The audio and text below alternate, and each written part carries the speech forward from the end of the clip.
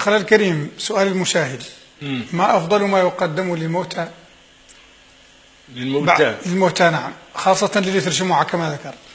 بما أن في ليلة الجمعة أفضل شيء يقدم للميت الطعام والشراب والدعاء، وقيل بالقرآن وقال عنه يصل، والصحيح أنه يصل.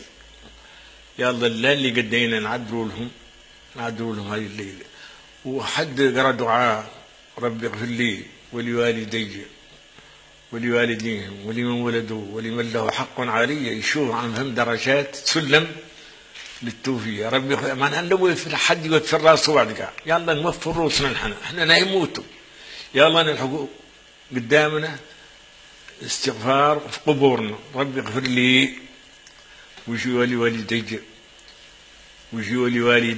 ولوالديهم بكسر الدال جمعا، هذا غير محدود، كل الوالدين المسلمين يدخلوا هذا. ولمن ولدوا يجوا الأعمام والأخوال والعمات والخالات وأولاد العمات وأولاد الخالات، عامة القارئ.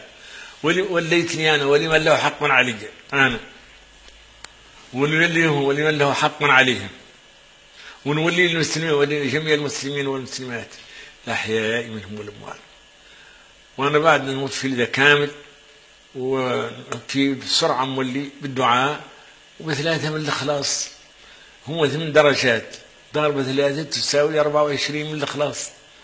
نعدل بنية إني معدل ختمات لهذه المجموعات اللي هي بما فيها أنا كل ليلة جمعة.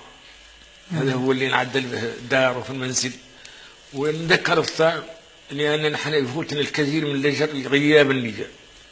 يلا حد اللي ينتكل في داره ويشرب وحتى ينبال وينقعد ينوي عنه صدقة مصطوح.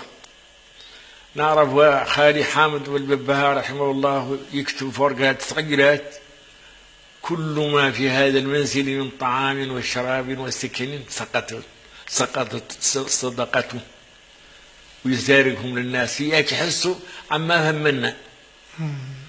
يلا الناس تنوى معصطوح إذا كامل اللي لا ينتكل بديارها ويشرب وينقعد فيها ويكلم فيها ويعدل فيها من الآراء وظل المصدقة.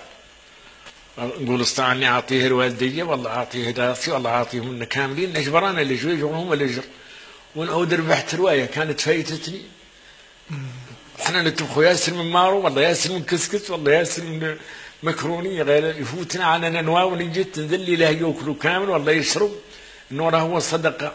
تم النية هذه رجالكم يكسير العمل، يكسير رواية تحول النحاس إلى ذهب. عليكم بالنجر. وراني عندي محاضرة كبيرة قال لها النجر بجميع مجالات العبادات، راهي عندها الإذاعة وبينت مكانة النجر ودورها، لا تنسوا النجر.